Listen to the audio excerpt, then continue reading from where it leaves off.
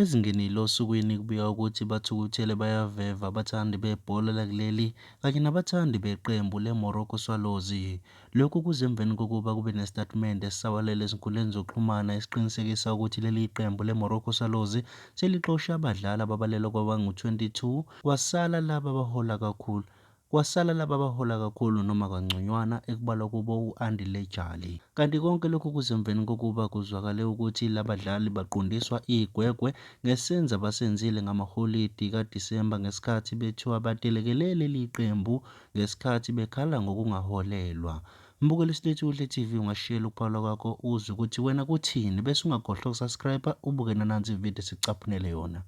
Lorenzo, after your first few games, you mentioned you wanted, I think, 10 from your front three, which was Zuma, Mango, and Mapasa at the time. Don't think Zuma is obviously bringing in those numbers.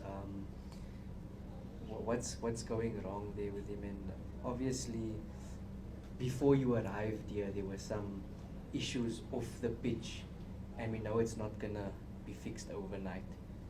Is it affecting your squad this season? No, not really. It's man management.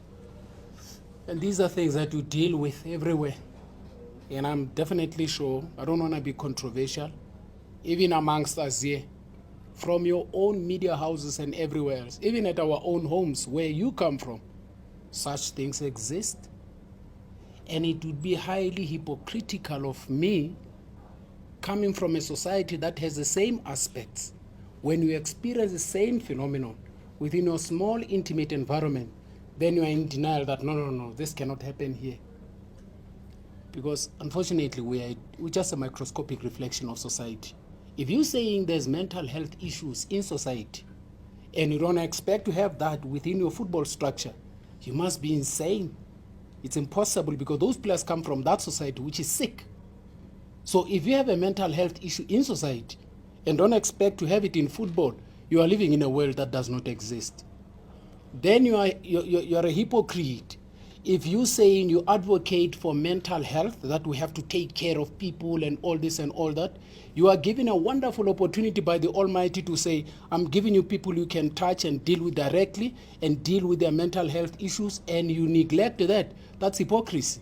So we are fully aware of that. Not in denial. When they exist, we talk about them.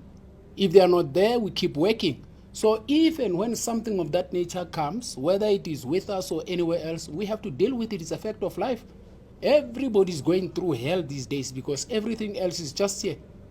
You are living a life in the US now. It's seated here. As soon as you switch on your phone, you check.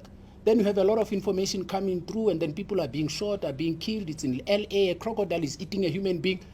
If you had never had that in your hands, you wouldn't be going through this hell. Because the world is in our pockets and just in front of us. We are going through hell. How do you avoid that? You can't. And if you are in denial thinking that, no, it doesn't exist, you are a hypocrite. So we don't want to be like that. We accept and receive things as they happen, be realistic and address them. That's what we do. We are very realistic. There's an ideal world. There's a real world. An ideal world is a perfect one. A real world is imperfect.